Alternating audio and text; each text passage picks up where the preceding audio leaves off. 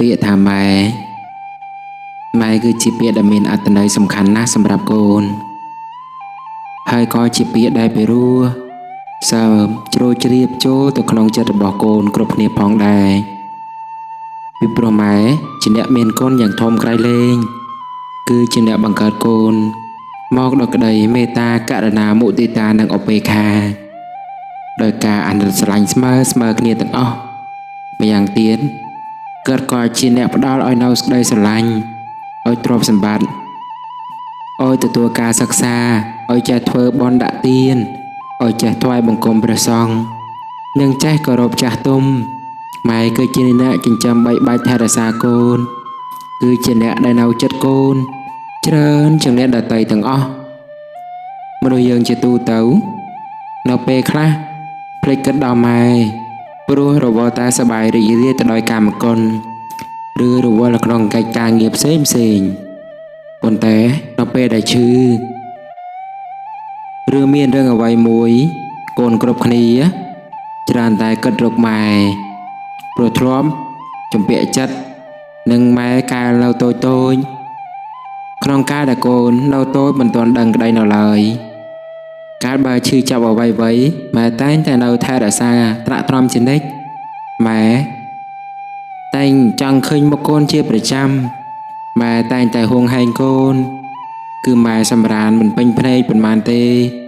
ម៉ែតែងទ្រាំអត់ងងុយនៅយាមកូនបោះហងឯកូនថ្នាក់ត្រង់បំពេកូននៅចាំឲ្យបាយបញ្ចុកចំណីឲ្យថ្នាំឲ្យទឹកដល់កូននឹងនៅចាំកូនចាំជួយកូនគ្រប់យ៉ាងនៅពេលដែលកូនឈឺលំបាកម្ដងព្រមទាំងលួងលោមចិត្តកូនដោយសន្យានេះសន្យានោះតាមចំណង់ចិត្តរបស់កូនម៉ែគឺជាទីពឹងរបស់កូននៅពេលដែលកូនមានទុក្ខលំបាក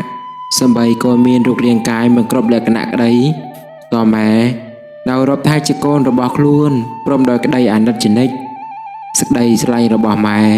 គឺជាក្តីស្រឡាញ់ដ៏បរិសុទ្ធដូច្នេះហើយតើពេលមានកូនទុក្ខលំបាកឬមានជំងឺធ្ងន់ម្ដងគឺកូនតែងតែគិតដល់ម៉ែជានិច្ចសរុបមកពាក្យថាម៉ែគឺជាពាក្យដែលមនុស្សយើងចេះហៅមុនគេបង្អស់នៅពេលកូនឈឺទើបឮរោគម៉ែច្រើនឆ្នាំច្រើនខែមិនដែលគិតដល់គិតតែសប្បាយមិនសូវខ្វាយខ្វល់មិនចាំបាច់ឆ្ងល់ព្រោះមិនទាន់ឈឺនៅពេលកូនឈឺទើបឮពាក្យម៉ែទើបរោគអ្នកថែប្រាប់ម៉ែលឺទោះលោករវល់ក៏ត្រូវតែទៅប្រអីកូនពៅនៅមន្ទីរពេទ្យពេលម៉ែនៅក្បែរមានការកក់ក្ដៅម៉ែត្រូវតែទៅយូរមួយភ្លេតពេលបានឃើញកូនម៉ែអរពន់ពេកចង់ហូរទឹកភ្នែកបានឃើញម៉ែតែងតែផ្ដល់នៅកម្លាំងចិត្តទោះឆ្ងាយឬចិត្តលោកមិនត្អូញត្អែលោកតែងមានចិត្តមួយថាចង់ថែម៉ែតែងនៅក្បែរដោយកាលនៅតូច